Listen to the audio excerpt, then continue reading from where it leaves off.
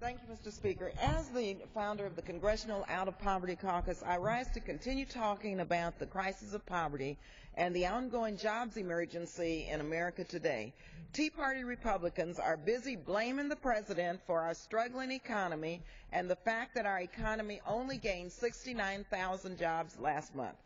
I want to remind my Republican colleagues that it was their deregulation, failed economic policies, and 2 wars off budget that had our nation losing over 1 million jobs every month when President Obama came into office. We were losing over 500,000 jobs every single month.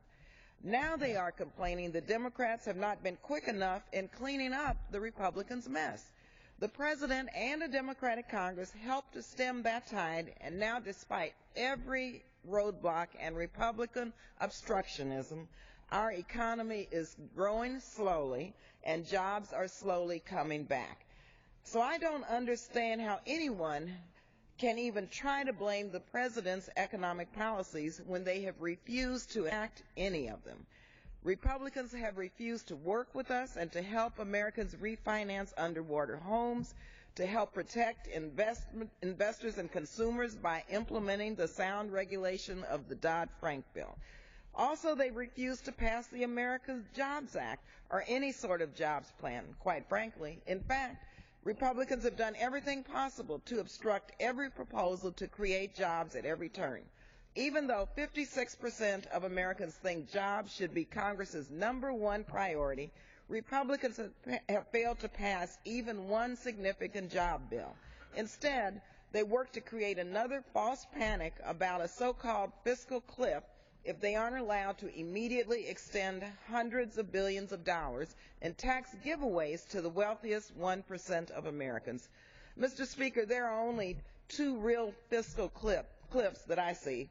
One is the fiscal cliff that will push our entire government over if they can make good on their threats and force our nation into default and shut the government down. The second fiscal cliff is one that Republicans are pushing American families over the edge when they cut off, mind you, the emergency extension of critical unemployment benefits for millions of Americans who are struggling to find a job. Republicans are telling struggling Americans that there is a fiscal cliff if you are out of work. They have to cut off your employment benefits. They're telling struggling Americans that there is a fiscal cliff if you are poor and hungry. They have to cut your food stamps.